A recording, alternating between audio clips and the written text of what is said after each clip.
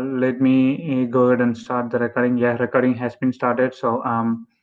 Let me introduce myself. My name is Satish Kumar Periyaswamy. I'm working at Vivial Media LLC as a technical architect. So I'm using the Salesforce platform since 2009. So we have 14 years of experience in Salesforce.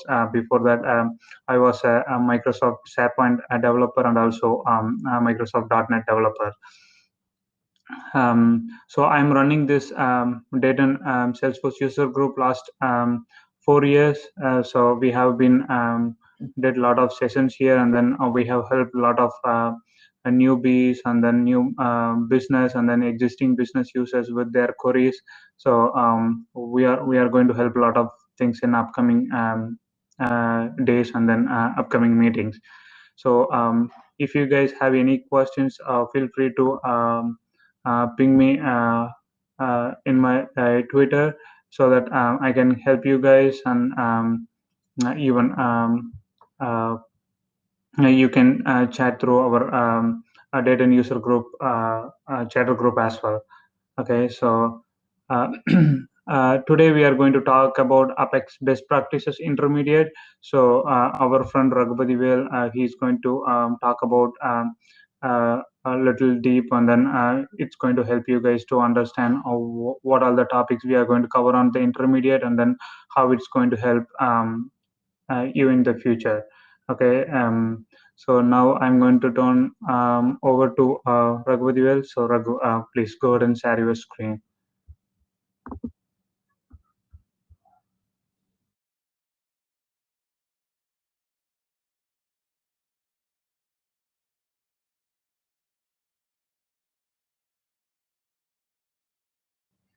Sri and Samyajit, are you able to hear Raghu voice?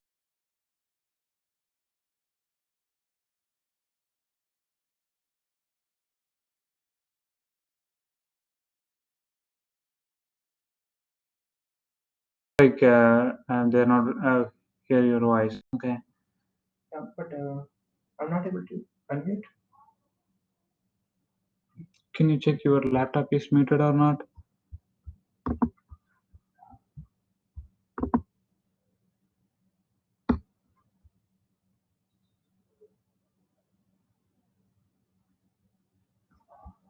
I think something is wrong.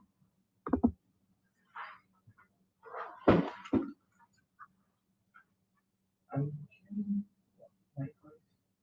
Okay, can you click this link? The aroma. Still, it's with the microphone. Is it turned on? Yeah, I can hear. I can listen. Okay. So where is the mute button? Maybe I think you need to give a permission to me. No, I already granted a presenter mode. Okay, but even I'm not able to share the screen. Like it's because of HDMI. Can you remove this? Yeah.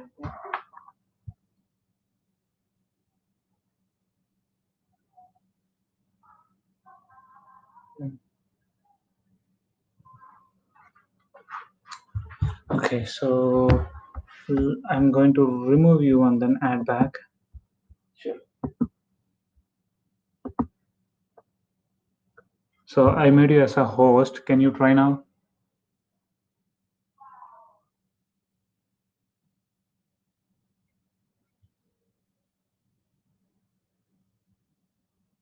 But it's still same. Maybe I will just leave and then join back. Yeah, please. Yeah.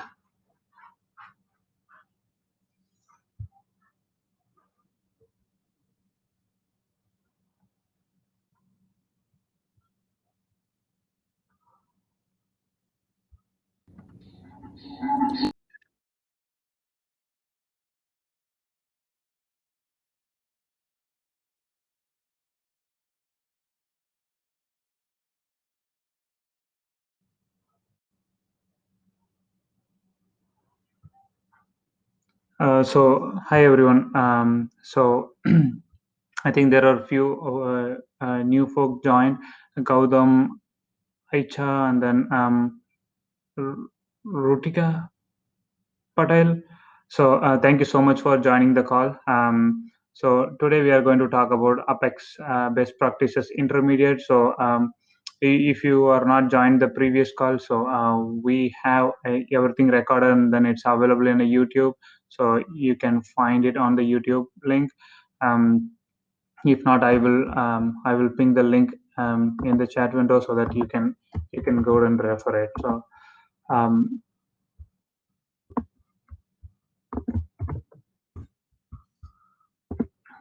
So um, now Raghu going to take over, and then he's going to talk about Apex best practices intermediate. Raghu, please go.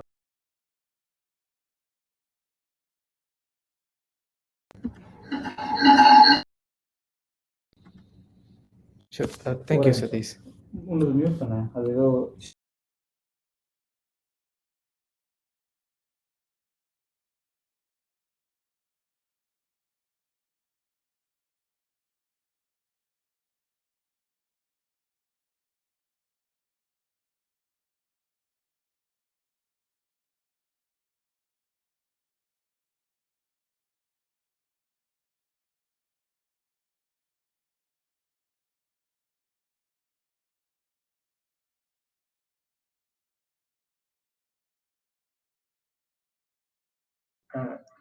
நீ வந்து ரெண்டையுமே mute பண்ணிடலாம். ஒரு நிமிஷம். Hey guys, are you able to hear me?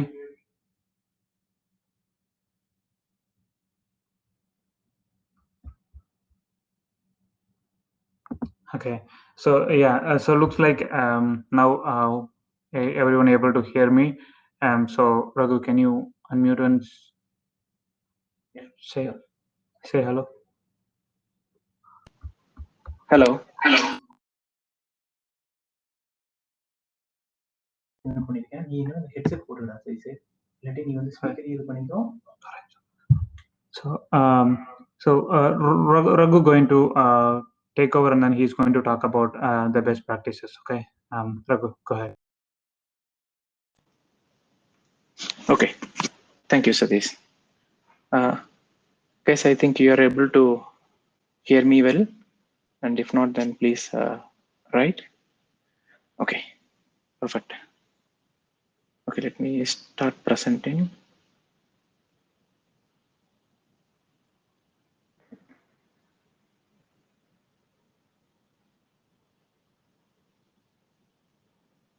Okay, so good morning and good evening to everyone. So I'm sure most of the people are from India as well. So it's evening for you.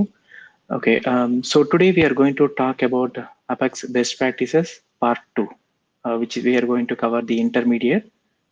So as you already know, we have already covered the part 1. So it is actually a 3-part series where we are going to cover the basics, intermediate, and the advanced. We have already covered the basic part. So right now we are in the intermediate, and soon we are going to have a advanced session as well.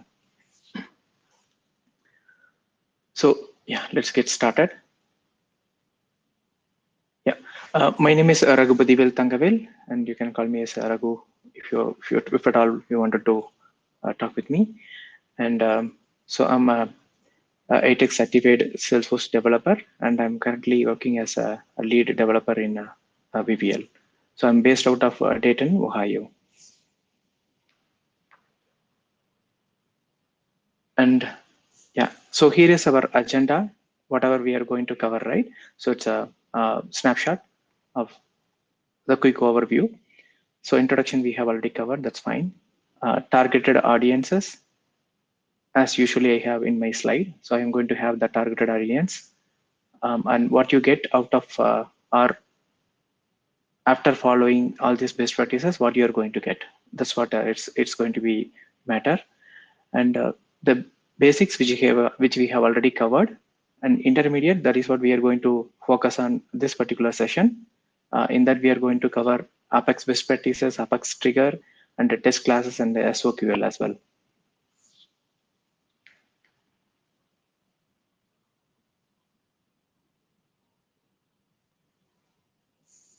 Okay. So the targeted audiences for this particular session is going to be the leads and the developers. So why we have leads here is that lead, they are going to be the responsible for code review. So they are going to be the responsible for making sure all the code whichever developers have written is adhering to the best practices and it is considered as a scalable code or implementation. So they are the last point of contact to make sure everything is perfect in terms of the development. So that is the reason it is more critical for the leads. And then of course, developers. You are going to write the code, right? So all the developers also it is going to be useful. So I assume that all of the guys who are joined is at least know about the basics of Apex and you know how to write the code and everything. So that is my assumption is going to be throughout this particular session. So the audiences targeted are leads and the developers, to be clear, yeah. And then what you're going to get by following the best practices, which I'm going to cover here.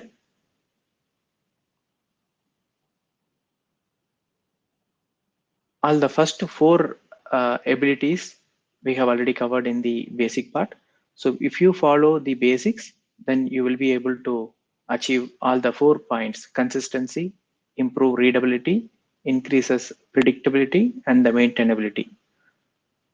In this particular part and the advanced series, which is part 3, we are going to cover the scalability, improved performance, and how we can avoid the governor limits. So that is what we are going to focus on in this part 2 and the part 3 as well. Okay, let's begin the intermediate, the actual stuff. So the very first topic, the Apex. What is the Apex best practices? So I tried my best to have samples laid out for each and every point, but due to tough timelines, I was not able to do it for all the points. So I'm sorry about that. Maybe after the session, I will try to update the PPT and then share it with you guys. But for now, let me try my best to find some examples for all the points. But if I miss any points, then please forgive me. Yeah. Okay, so the first best practices, you already came across this particular word multiple times in your development. Bulkify your code. So whatever the code, not only uh, about the trigger, but even if you are writing a method or a reusable functionality or in a controller or in a batch class or whatever, you have to make sure you are bulkifying the code. So what will happen if you have not bulkified your code means you are going to miss the scalability. So if you write a method or a trigger or a class to process only one record at a time, then which means that if tomorrow if you are going to pass more than one records, obviously trigger can have more than one records, right? It can handle 200 records at a time. It should be able to handle. So for that reason, you need to always make sure that you are bulkifying your code. So if you look at the example which I have given here, so they have written a trigger called account trigger. That's fine. And it's on the before insert. And what here they are doing is that they are directly accessing the very first account from the trigger context, and they are changing the rating to cold. So what is a disadvantage of this particular trigger?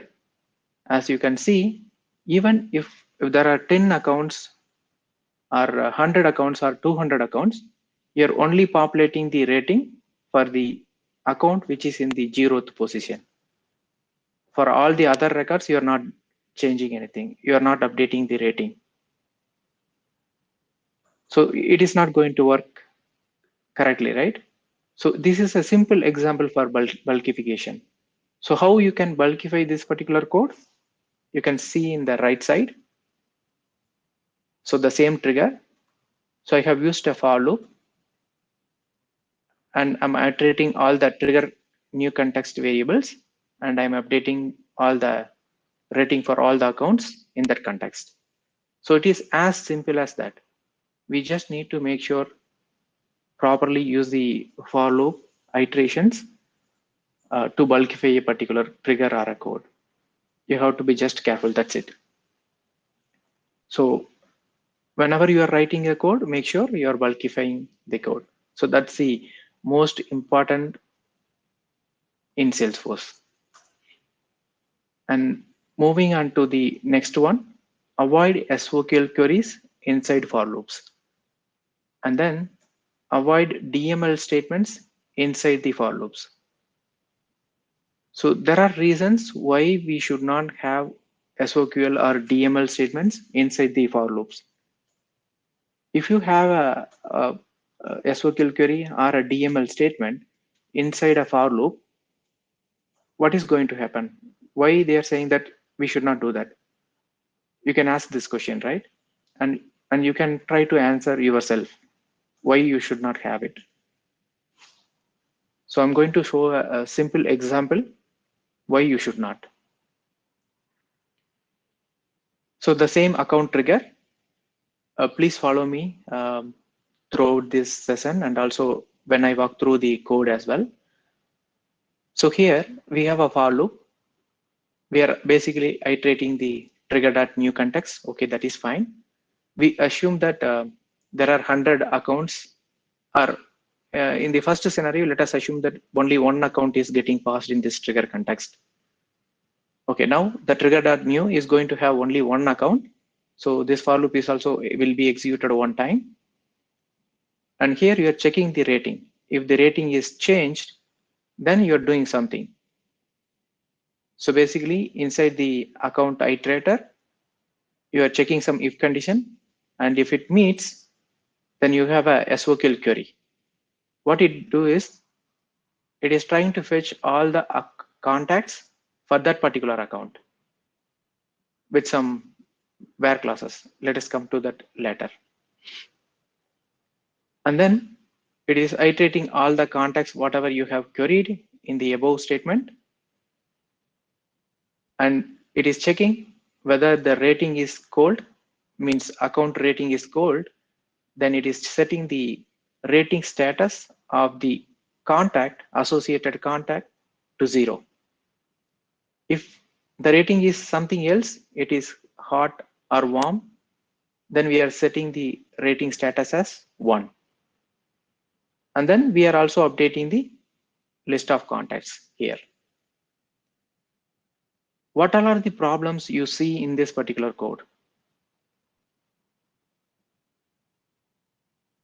You can just try to answer. I'm going to give a 10 seconds pause whenever I ask question so that you can try to answer even if you are not able to speak, right? You can try to answer for that question yourself. Okay, just think for a few minutes, what all are the problems in this particular code?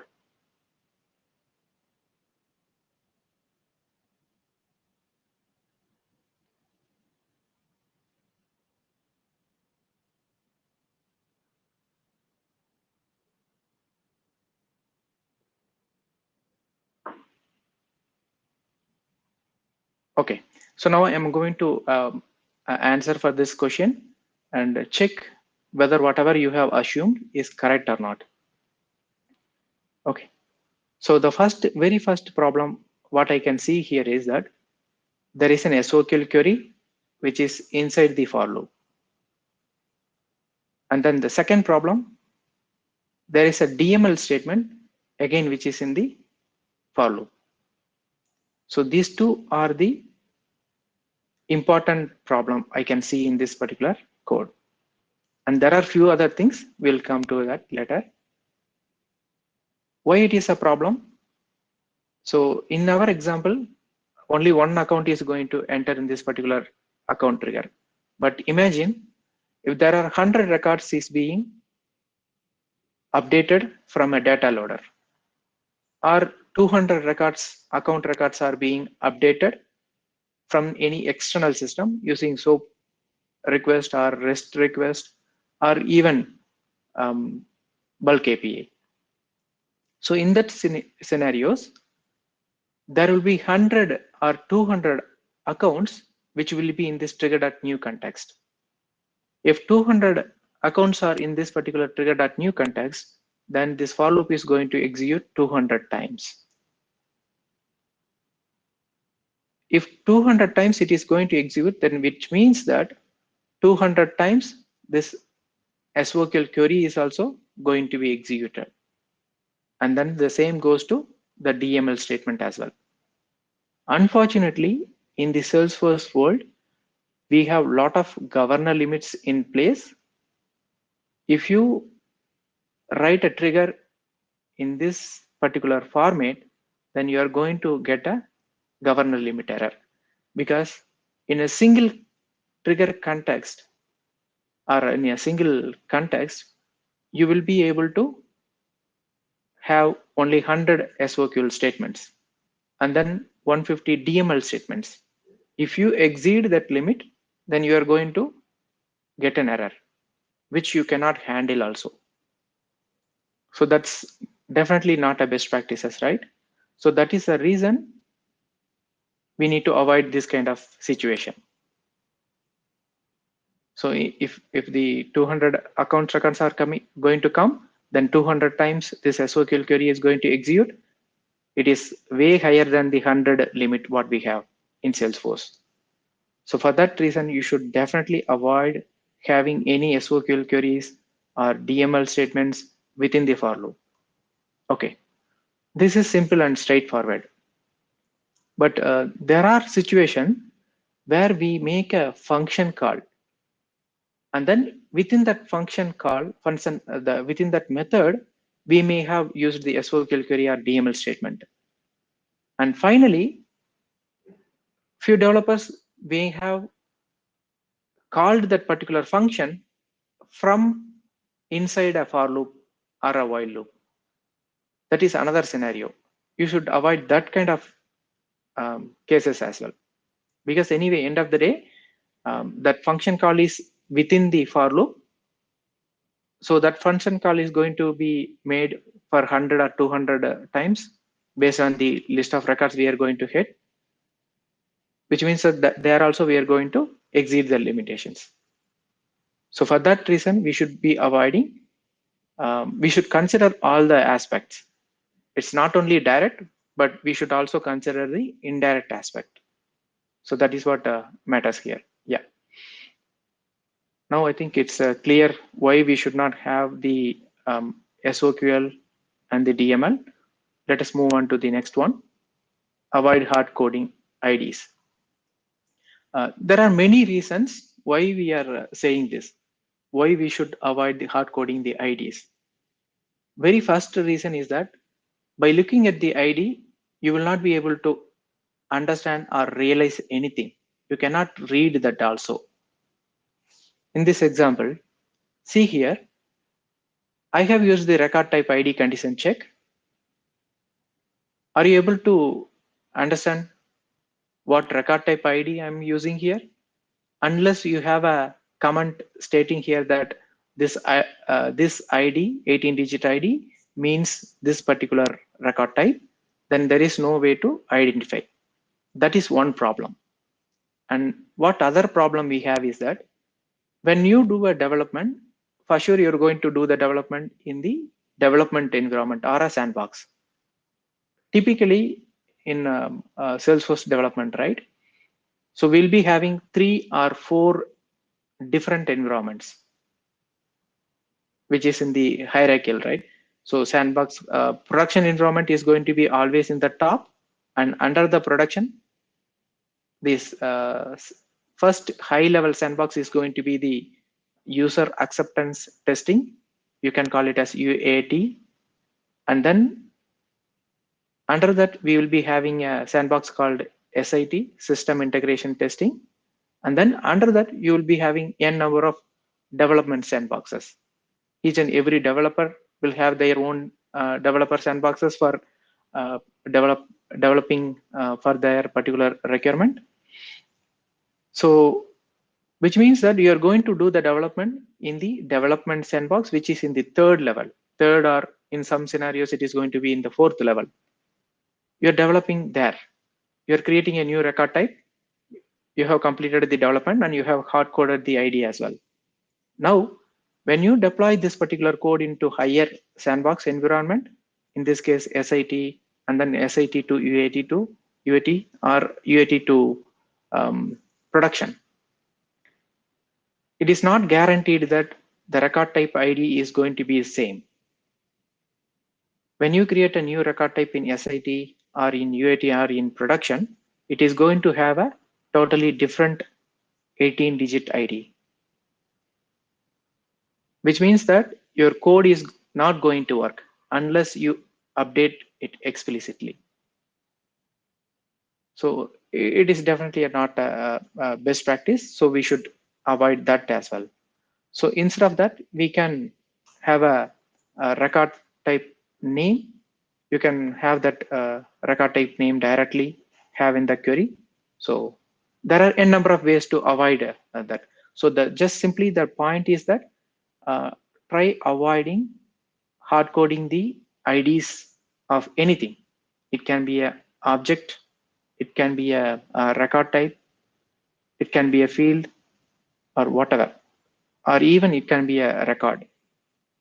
You should not be using the 18-digit or 15-digit IDs directly hard coded in your code. So there are n number of ways to avoid that. So please choose whatever appropriate for your case. So that's the point there, yeah. And then usage of the ternary operators wherever possible.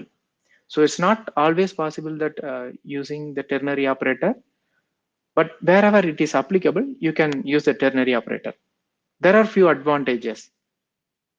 So if you look at this particular example, so what I'm doing is that for the account rating, I'm checking whether it is cold or not. If it is cold, then I'm just populating the contact rating status as 0. Else, I'm populating rating status as 1. So this is a simple if-else condition, right? It's not a complicated one. And you just have only one assignment statement within the if condition and the else part as well. So instead of writing or having if-else condition in these scenarios, you can use a ternary operator, which is going to be more effective.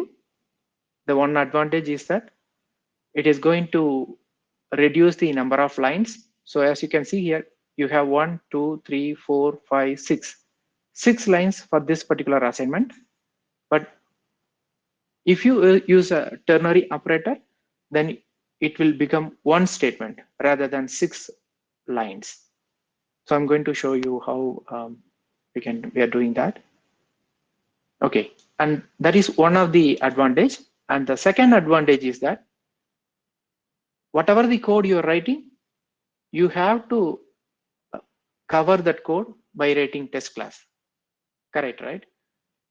So which means that you should write a test class to cover this particular if condition, if part, and also you have to write a test class or consider this for covering this else part as well. But whereas if you use a ternary operator, it's going to be simple. Even if you just write a test class and create an account with the rating code, it is going to cover that one line for sure. Look at this example here. The same code, whatever we have written here, with all the worst practices, I can say, how we have rewritten here, how much line it is. So almost 25 lines of code, it became 10 lines, right? And see what all are the differences I have it here. So as I have told you, I have instead of hard coding the record type ID, I have directly referred the record type name. So by looking at this, I can definitely understand, okay, I'm only fetching the finance contact record types. So now, if you look at this particular line, I'm again populating the rating status. But see here, the if else condition became in one line.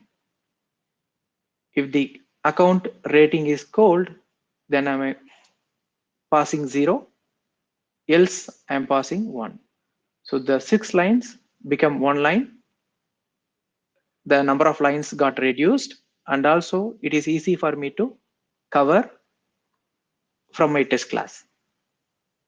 Okay, so those all are the advantages in following that. And we can move on to the next. Use custom metadata types.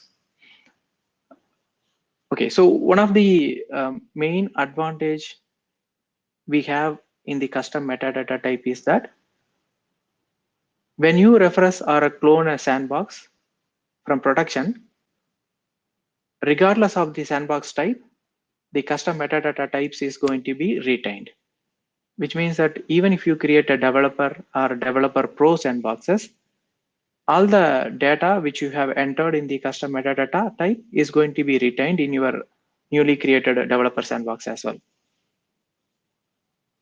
And there are many use cases for the custom metadata type. I'm going to show you how I have used in my org on this particular custom metadata type. I have to come out of the presentation for now for a second. So let me share my Visual Studio Code.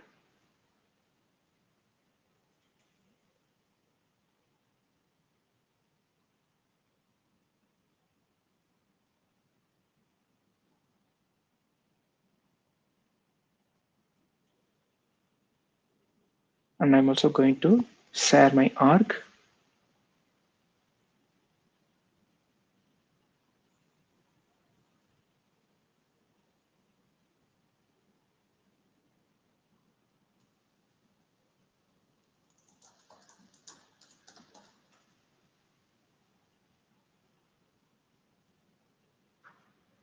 Okay. We have used this custom metadata type effectively in many places, but I'm going to just show a simple example or use case for the custom metadata type.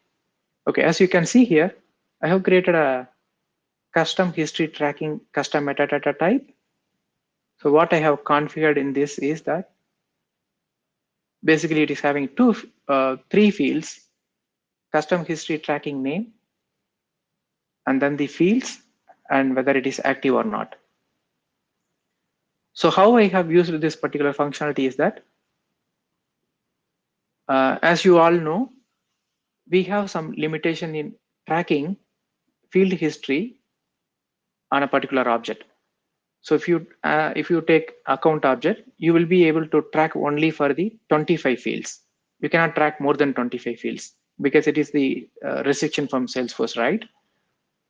So in order to enable the custom tracking or track more than 25 fields, we have created this particular implementation wherein you will be able to track more and more fields. You can track as many fields as you wanted. So for that, we have written this particular implementation. So the first field, what it says is that what type of object it is for. So here by reading this, you can know it is for the account object, and what all are the fields you need to track under the account object. So today it is a late fee suppression, and tomorrow you may need 2 additional fields and then 10 additional fields. So it is not that it is very difficult to say, okay, or restrict only these fields you can track, right? So you should have a flexibility that you can add or remove any number of fields at any point of time. So definitely we can achieve it by updating the code directly. That is one option. But what are all the disadvantages in that? you should always go and update the code and make sure the test class is everything is fine, and then you have to deploy. And more importantly, from the operations perspective, the main disadvantage is that for making that particular change, if you maintain everything within the code, the main disadvantage is that they always need a developer to do that particular change. But whereas if you use some kind of custom metadata type, then imagine if business don't want to track late fee suppression or any other field, then what they have to do is directly admin can come here in this custom setting. Okay, I don't want these 3 fields. I don't want to track these 3 fields.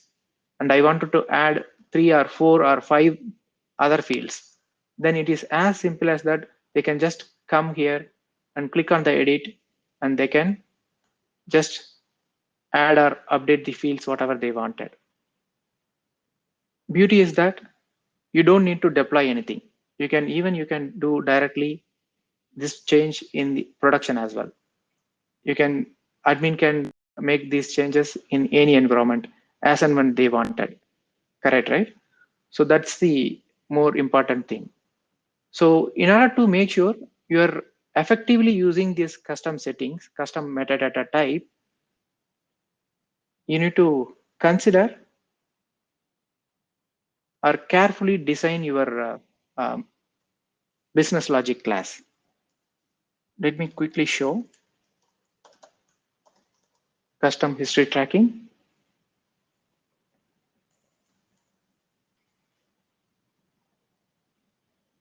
Okay, so this is the code which we have written, where you can see this block of code will handle any kind of object. If you look at the definition of this function, it is just accepting the lookup field API name and then the list of the current or new records in terms of S object. So this is the key for successful implementation of anything. And then you also need a old, because it's a history tracking, right? For sure, you need to have a new and old records. So for that, we have a list of new record and then the map of old records, which you will be getting from the trigger context, trigger.new and trigger.old map. So you have to pass those into this particular method, and that's it. So by looking at this particular code, are you able to see the advantages of this particular generic utility method? If you wanted to add this functionality for any new object apart from the account, what you have to do is that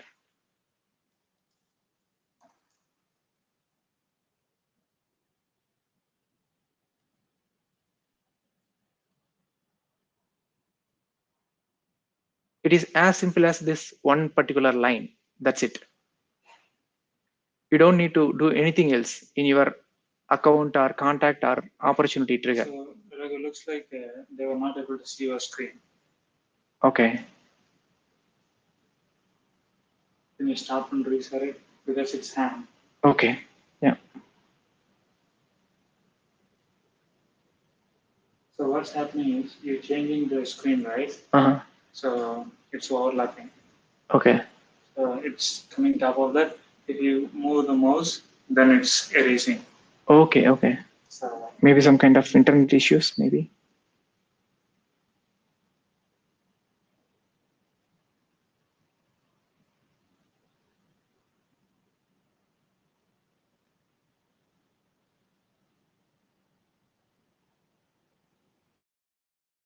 See my screen now?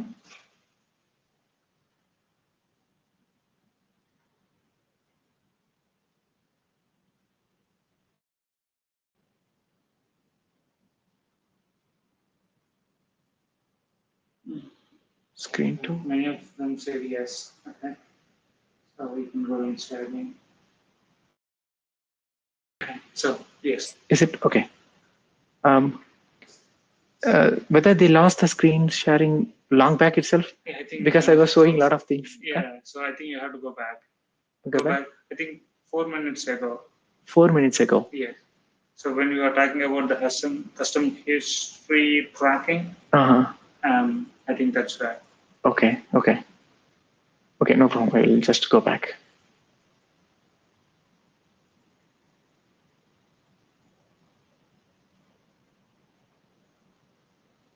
Okay, still you are able to see my screen?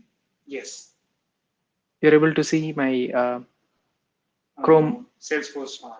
Chrome, right? Okay, yeah. Okay, fine. Yeah. Back. Okay, so we were talking about the custom settings, right? So in our org, we have created this custom history tracking custom metadata type. Let us see how we are effectively using this. So as you can see here, in this custom history tracking metadata type, we have created we are using 3 fields, whereas the first field is going to tell us what object, API name of the object for which you're trying to track the history. And the second, the fields is going to tell us what all are the fields you want to track with the semicolon and space separated values.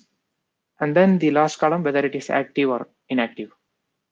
If you wanted to, if you don't want to track history for 1 day or 2 days, or during your deployment, or during your bulk data updates, then you can simply come here and untick this checkbox. That's it.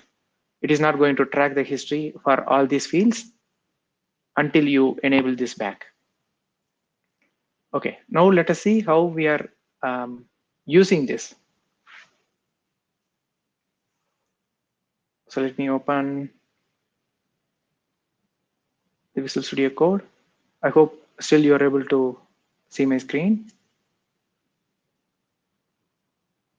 Okay, so here is my class custom history tracking, wherein you have a very generic method.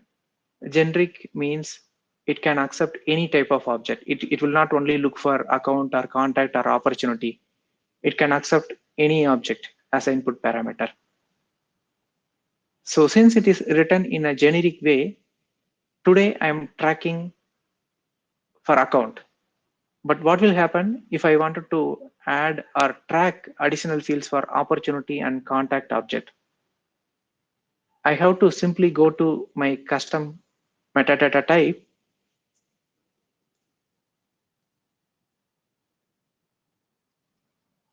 Here, come here and just create a new entry for contact, for opportunity, and then enter all the fields, whatever I need to track. I will just write it here, and then I will say it is active. And then what else I have to do is that I have to go to contact trigger or opportunity trigger, and I need to add this particular 1-line code. Custom history tracking dot track history.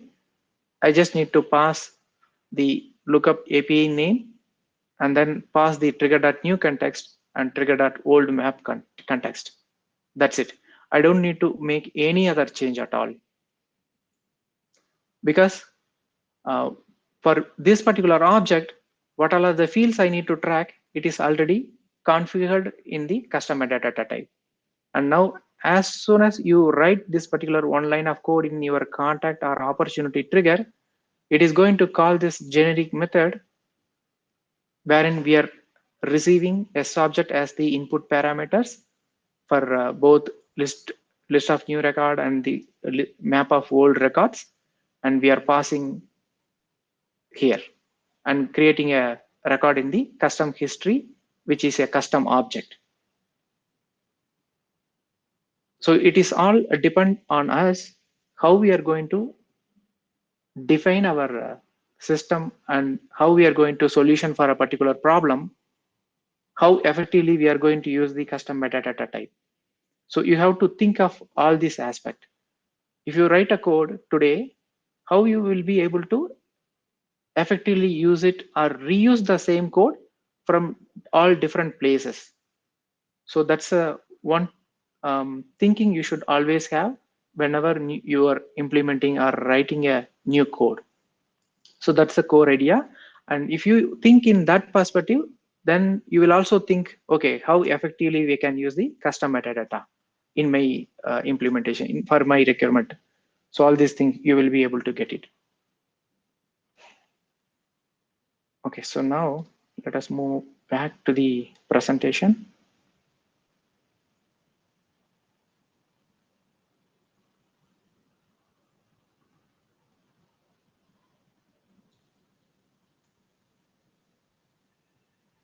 I hope you're able to see my presentation. Yes. Okay. Okay, so we have covered this as well. Use custom metadata types. And moving on to next. Okay.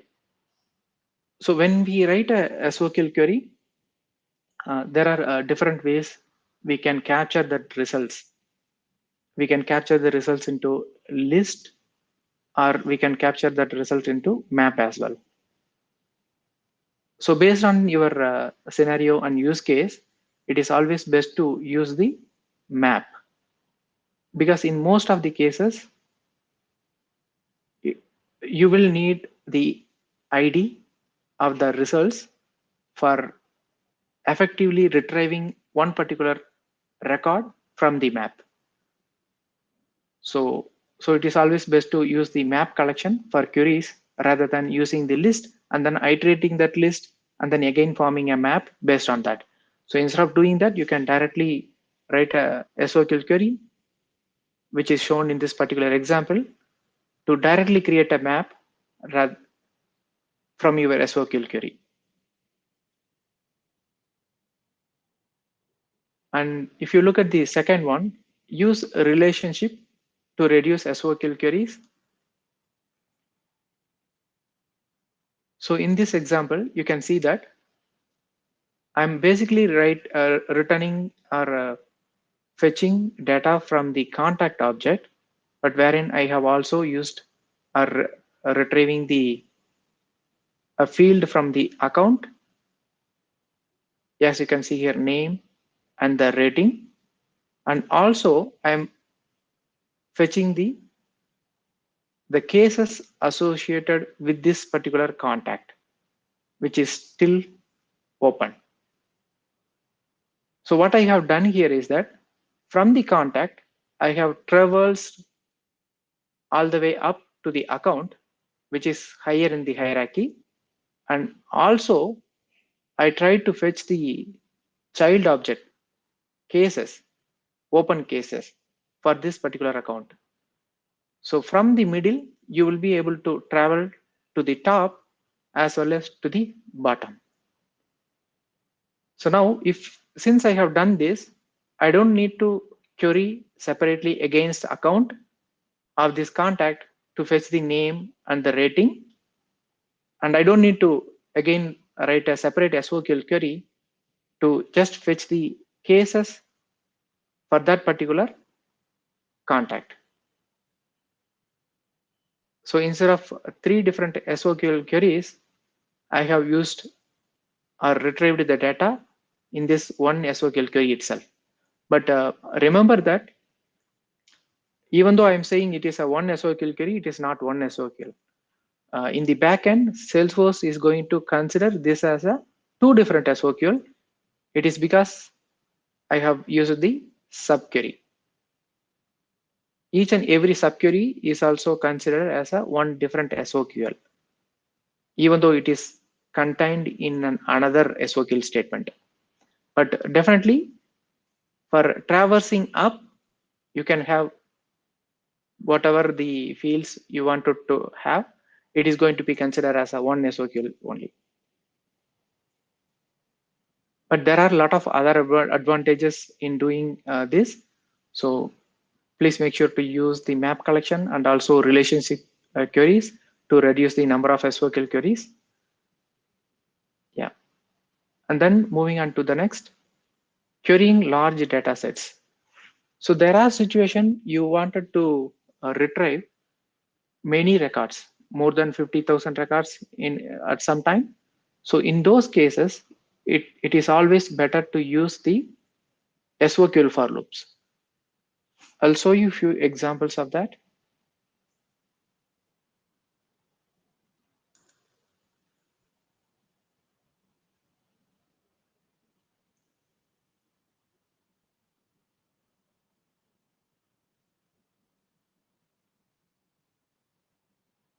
I hope I will be able to find it quick. Yeah, I'm able to. Okay, so if you look at this particular example, I have used the SOQL for loop. I'm querying from the account object, and I'm not storing the results of this SOQL query in any list or a map, because there is no need for me. The detail what I wanted is the account ultimate parent account, which is basically an ID. I just wanted to that one. If that is my case, if I use SOQL for loop, then advantage is that I'm not going to use one separate list and keep that list all the way throughout this method. I don't want to do that, right? Because I only wanted to fetch this ultimate parent account ID. If that is the case, I can directly get that and store that in a set of IDs. Why do I need to keep the whole list itself for the lifetime of this particular rollup order line items method? Imagine if you have written a list here with this particular SOQL query, then that particular list is going to be kept active and occupy the memory until this rollup order line items is going to be completed. See here, as you can see here, it is having more than 100 and 150 lines. Why do we need to keep it unnecessarily? So in these cases, it is always better to go with SOQL query, SOQL for loop. Not only in this, but if you wanted to process more or large number of records, then it is always best to go with the SOQL for loop, because it is not going to occupy memory. So for that, we are saying that try to use SOQL for loop wherever it is applicable. Okay, let us move back to the presentation.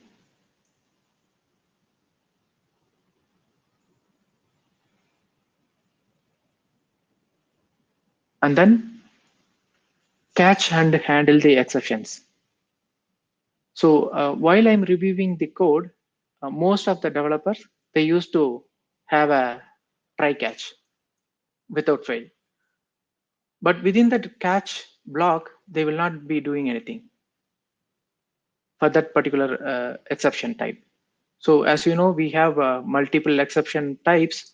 We have DML exception, arithmetic exceptions. So a lot of exception types are there, right? But nowadays, all the developers are blindly catching the generic exception, which is in the name of exception. That's it. And they will not handle that also. But as a best practice, it is always better to catch, look for any specific exception, and then catch that exception, handle that exception as well. So if you are doing any kind of DML operation, then you are only expecting the DML exception. If you know a specific answer, then go for it. You don't need to go for a generic, right? You don't need to catch it as a generic exception. When you have, or when you know, you can handle or catch the DML exception.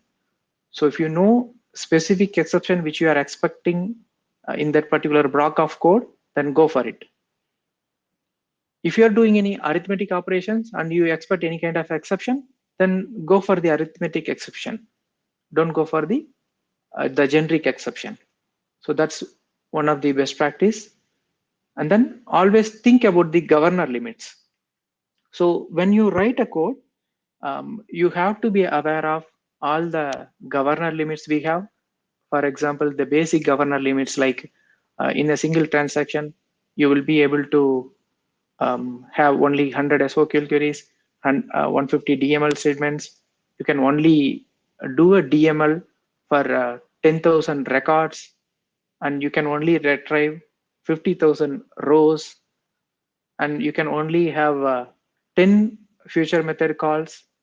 There are a lot of governor limits are there. So always it is better to know what all are the basic governor limits are there, and you have to make sure you are not hitting that governor limit in your implementation. So that is going to be the key. And okay, so now there are in order to help avoiding the governor limits, Salesforce have given us a lot of methods to help us. So the class name is limits. I will leave this to you guys. There is a class called limits, and there are a lot of methods available to return the current usage of limitations. So let's say, for example, you have 100 lines of code, and you are making SOQL statements and DML statements. And if you wanted to check in the 70th line, how many SOQL queries I have already issued, how many DML statements I have already used. If you want to know that, then this is the class which you need to look into, the limits. So definitely look for it. Okay, I'm going to go a little faster because I think we are nearing the or elapsing the time. So moving on to the next, Apex trigger. It is always better to have only one trigger per object. Do not write more than one trigger, because it is very difficult to control the flow, which trigger is going to be executed, and it's not going to be easy to control the dependency as well. So always, as a best practice, go with only one trigger per object, and from that one trigger itself, you will be able to handle everything. So there are multiple frameworks, trigger frameworks are available in the Salesforce world. You can look for it, and we do have follow centralized trigger architecture. Maybe it is going to be another topic to speak in this group. We will talk about it later. So if you know any of the trigger framework, then please feel free to use for that in your trigger, and always keep the logics outside the trigger. As you can see in this example, in my account trigger, I don't have any logic at all. I'm simply calling the account trigger handler and then the run method. So in this case, I have used the centralized trigger architecture. That is the reason I'm just calling the run method. And from there, that framework will handle the flow, where it should go and everything. And always have all the logics outside the trigger. So in my case, I have my business logic class and the business logic method, everything here separately than the trigger. And you should think about the performance aspect as well.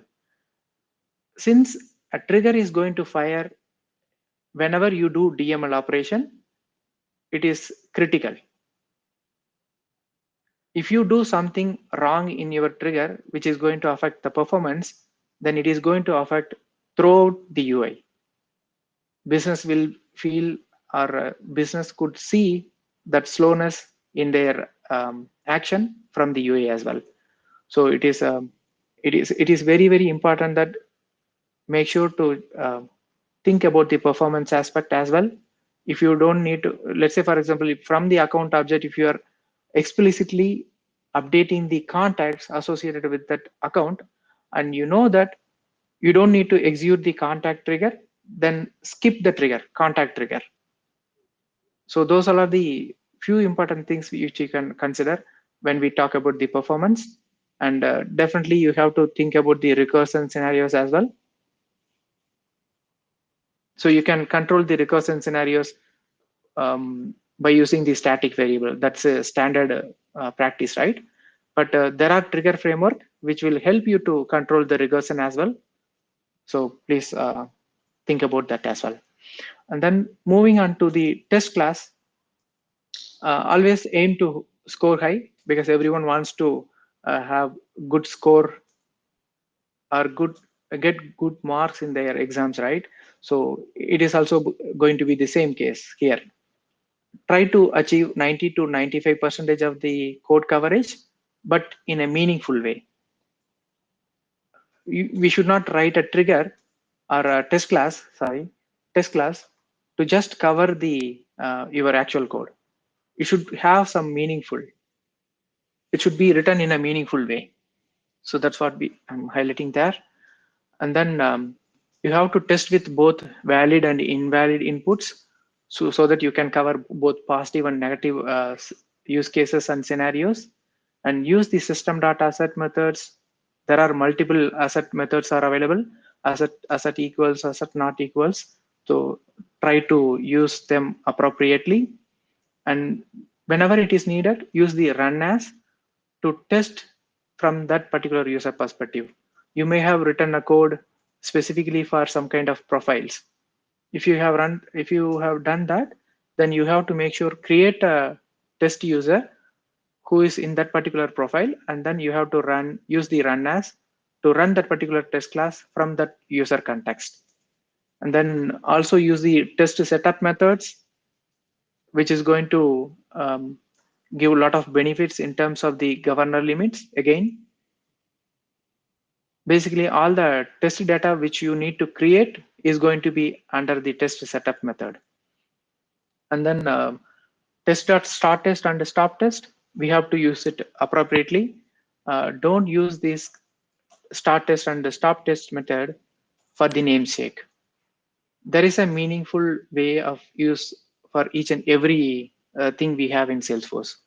So try to read and understand what is the purpose of start test and stop test and use it accordingly. And then you have to always use your own data rather than relying on organizational data. So you should always have the CL data equal to false explicitly mentioned in top of your test class. So yeah, and then when you're writing the test class, you should always make sure you're also testing with bulk records, not only test with single record. At least try to create 20 records and use the 20 records in your test methods. And as a last thing, but it is most important because a lot of developers are doing right now. So do not update your actual code for improving the code coverage. We are writing the test class to cover whatever the logics we have, but we should not be updating our actual code itself to cover the code. It should not be other way. So it is most important that please do not update your actual code in any case for covering your test or improving your test coverage.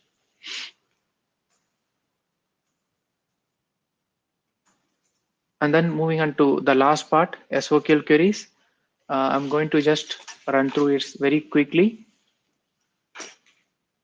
Query only the records which you need. So you have to be very cautious in having the where class. So based on your purpose, you have to write the where class to filter the records, whatever you wanted. And then select the fields which you use. There are many cases we have queried 10 different fields, and in the actual business logic, we have not used all of them. Maybe we have used just 2 of them. If you are only using 2 fields, then why should we need to query for 10 fields? So make sure to select only the fields which you need the most. And index the fields in the where class is the better. If you use the indexed fields in the where class, then the query is going to be much faster, and it is going to return the results quicker. It is going to be a really important one, especially when we are dealing with a large number of records. If you have an object which is having more than millions of records, then it is always better to use the indexed fields in the where classes. And then avoid nulls, wildcards, and negative operators. So instead of using the null, you should avoid that. And if you at all wanted to use the wildcards, then try to avoid wildcards, nulls, everything in your where class, and look for some kind of other alternatives. And negative operators is also, it is something we need to we should not be using. When I say we should not be using, there are situations we need to use nulls, wildcards, and the negative operators. But again, you need to make sure it also have a effective where class. If you're even if you're using null condition, wildcard, and negative operator, make sure it is also having a where condition in which we are using the indexed fields, or it is also having a condition based on the IDs, or looking for specific status, and so on. And use the order by, group by, and limit wherever possible. Yes, I don't think we need to talk about more. And so in most of the cases, developers, they write the SOQL query. Multiple SOQL queries will be there in their implementation, and they will just write it. They will not think about or pay attention in each and every SOQL. But it is worth it to spend some time and look for each and every SOQL, what fields we are selecting, what is the where class we are using, whether we need to use the order by, group by, limit in that particular SOQL or not. So all these questions you can ask whenever you are writing a single query itself. For each and every query, think always, because the fetching the data is going to be something happening inside the database. It is going to be an expensive call. How efficiently you are going to do that, that is what it is matter. So always make sure, pay attention to each and every SOQL and carefully write the SOQL queries. And I do see that there are a lot of people, they always rely on the SOQL. But remember that we also have a SOASL specifically for the search related things. So if at all there is a situation to use the wildcard, then SOASL could be the better option rather than SOQL. So make sure you also have you are also using the SOASL wherever applicable. And then last few important things, there are query optimizers which is running in the backend in the database server of the Salesforce. Each and every database is having its own query optimizer. Salesforce is also having its own query optimizer, but it is not exactly same as the other query optimizer which we will have in the MS SQL Server or Oracle database. Since Salesforce is a multi-tenant architecture, it is having its own query optimizer. So there are a lot of information in the you can find in the Google. I have given the Trailhead link where you can find some basic information about the force.com query optimizer and the query plan tool. So this tool you will be able to access from the developer console itself. So whenever you write a query on the huge object, you have to use this query plan tool to check your selectivity threshold of your query. So feel free to look for more details about the query optimizer and query plan and use it accordingly. So that is all I have today. And Satish, do we have time to respond to any questions, or if they have any questions, then we can handle that. Let me mute myself. Thank you, everyone.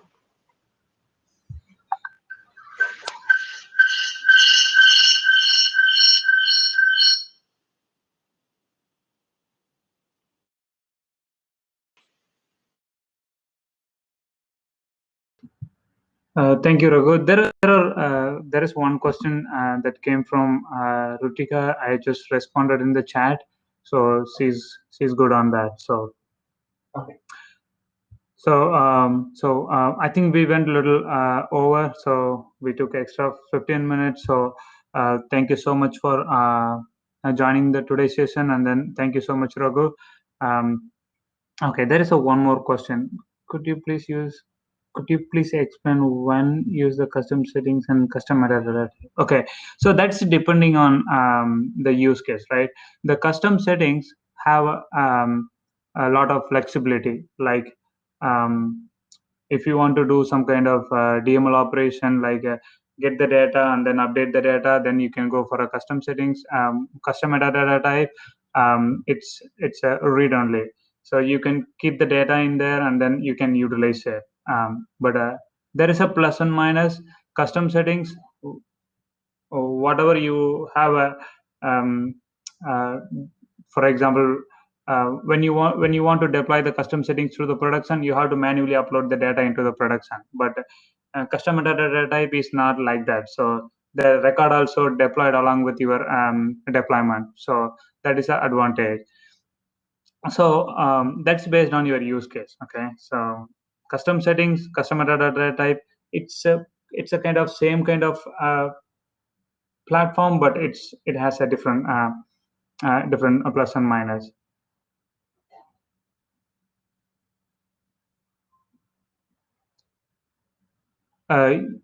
Yes, I think we can use the data loader, but I'm not 100% sure.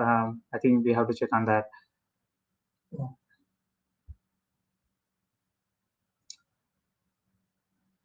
Okay, awesome. So thank you so much, and then we will try to find the next available session for the advanced version, and then we will notify you guys, and then we can talk again. Okay, thank you so much. Bye. And one more thing, this recording is available for you guys. If you have any questions in the future, you can post a question on our chatter group. And then myself or Raghu will get back to you guys as soon as possible. Thank you. Bye.